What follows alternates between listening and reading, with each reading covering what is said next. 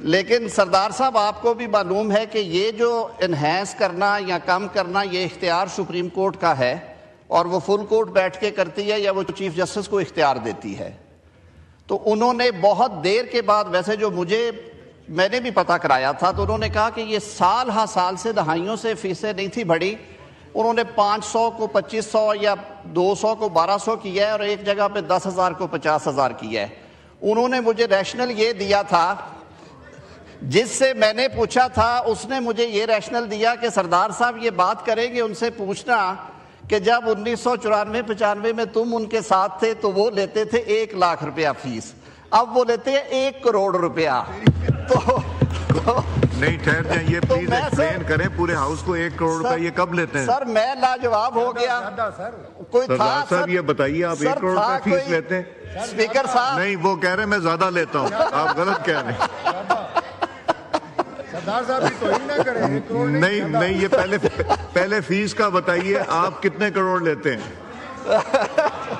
Mic کریں سردار صاحب کو۔ عباسی صاحب کے کیس میں مجھے دوسری طرف سے 5 کروڑ کی آفر کی گئی، میں نے کہا میں سیاسی شخص کے خلاف کیس نہیں لوں گا، یہ بیٹھے ہیں پوچھیں ان سے۔ چلیں، تھینک یو۔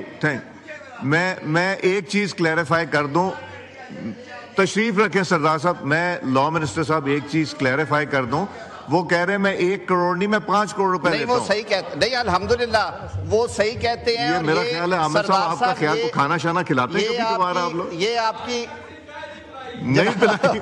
جناب اسپیکر، میں ان سے کہوں گا کہ آپ سب کو کھانا کھلائیں پورے ہاؤس۔ میں جو عرض کر رہا تھا کہ وہ واقعی کھوسا صاحب کی بڑائی ہے، اور میں بلکہ 1-2 اور بڑے نام ہیں، رانا ثناء اللہ کے مقدمے میں بھی 1-2 بہت سینئرز کو آفر کی گئی، تو انہوں نے کہا کہ ہم نہیں کریں گے، ہم لوگ یہ ایک دوسرے کے بارے میں جسچر دیتے رہتے ہیں، اور ہم پولیٹیکل کیسز میں یا اپنی پارٹی کا ہو وہ کرتے ہیں، اس میں ہم فیس نہیں گنتے۔ سردار صاحب بھی نہیں گنتے، انہوں نے بھی جو بانی کے کیسز کیے ہوں گے یا باقی لوگوں کے یا جو دوست بیٹھے ہیں اس میں نہیں گننا چاہیے۔